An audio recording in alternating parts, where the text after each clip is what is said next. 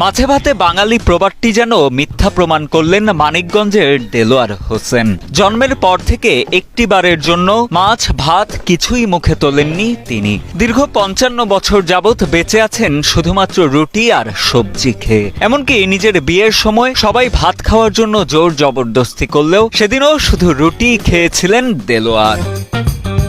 মানিকগঞ্জ সদর উপজেলার চরগড়পাড়া গ্রামের বাসিন্দা দেলোয়ার হোসেন পেশায় একজন চা বিক্রেতা। জানা যায় ছোটবেলা থেকেই ভাত বা মাছের গন্ধ সইতে পারেন না তিনি। এমনকি শুধু ভাতই নয়, চালের তৈরি কোনো কিছুর গন্ধ নাকে লাগলেই বমি করে দেন দেলোয়ার।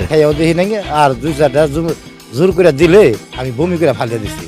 যখন বমি করে ফালিয়ে দিই তখন আর মা বিভিন্ন খাবার আমার খাওয়ানোর চেষ্টা করে। স্থানীয়রা জানান ভাত মাছ না খেলেও শারীরিক কোনো সমস্যা হয় না দেলোয়ারের, বরং ৮-১০ জন সুস্থ স্বাভাবিক মানুষের মতো স্ত্রী সন্তানদের নিয়ে সুখেই দিন কাটাচ্ছেন তিনি। ওনার সব দিকে গুণ আছে, রুটি বানালে একটু ঝগড়া লাগে না বানাইলে। এ বিষয়ে মানিকগঞ্জ জেলা সিভিল সার্জন মোহাম্মদ মোকসেদুল মমিন জানান, ভাত মাছ না খাওয়ার বিষয়টি কোনো রোগ নয়, বরং রুটি ও সবজি খেয়েই দেলোয়ার শরীরের প্রয়োজনীয় পুষ্টি গ্রহণ করেন বলে জানান তিনি।